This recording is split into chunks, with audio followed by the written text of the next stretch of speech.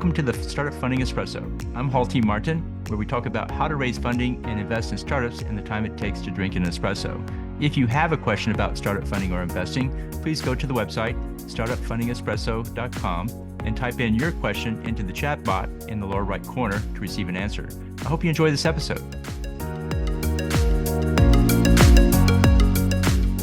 Hello, this is Hall T. Martin with the Startup Funding Espresso, your daily shot of startup funding and investing. The next generation of the web, called Web3, seeks to decentralize the internet and give control back to the users. This brings several benefits to content creators using the internet. Here are some examples. The current web lets anyone copy anything and share it with others. This provides no compensation for the creators. Web3, through NFT or non-fungible tokens, prevents copying and distributing content and installs a payment mechanism for their work. Web 2 uses the advertising model almost exclusively.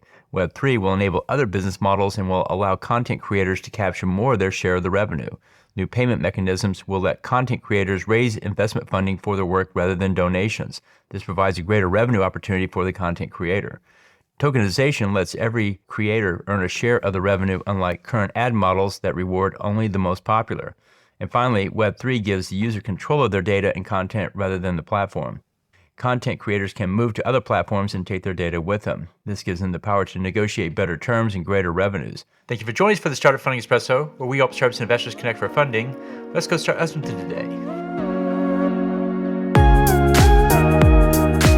Hall T. Martin is the director of Investor Connect, which is a 501c3 nonprofit dedicated to the education of investors for early stage funding. All opinions expressed by Hall and podcast guests are solely their own opinions and do not reflect the opinion of Investor Connect. This podcast is for informational purposes only and should not be relied upon as a basis for investment decisions.